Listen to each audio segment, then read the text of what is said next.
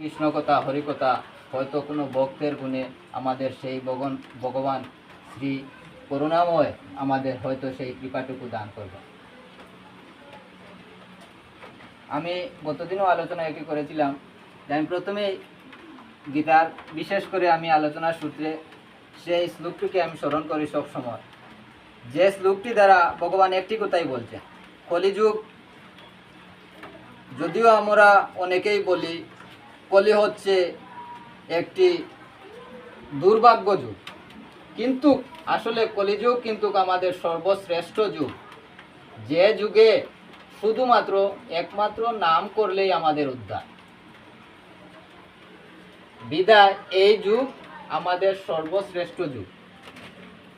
৮০ লক্ষ যোনি ভ্রমণ করে আজকে আমরা সেই মানব কুলে জন্মগ্রহণ করেছি। জানি না কোন কুলে কে কোন জন্মে কি ছিলাম, অনেক করুণার ফলে আজকে এই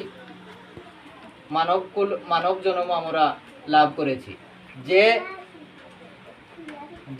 দেব ঋষিগণ মুনিগণ সে দেবশ্রী দেবদেবীগণ অনেক আস্বাদন করেও সেই মনুষ্যকুল জন্ম লাভের জন্য ওনারাও কিন্তু আস্বাদন করে সেই মনুষ্যকুল লাভ করার জন্য।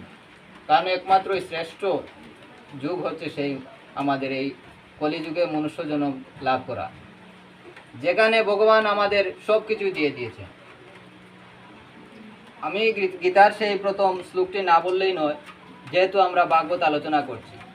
সর্বধর্মান পরিত্যাজ্য মামেকং শরণং ব্রজ অহম তাম সর্বপাপেভ্য মুখ্যইষ্যামি মা শুচ।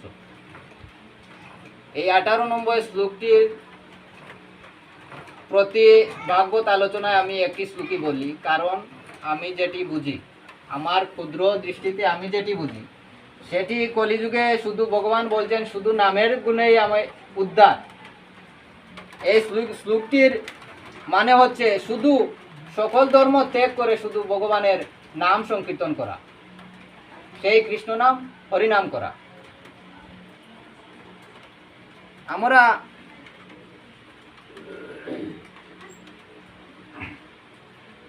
আমরা কৃষ্ণ কৃপা হরি সেবা করতে হলে বা ভগবানকে সেবা দিতে হলে আমরা দীক্ষা নিই।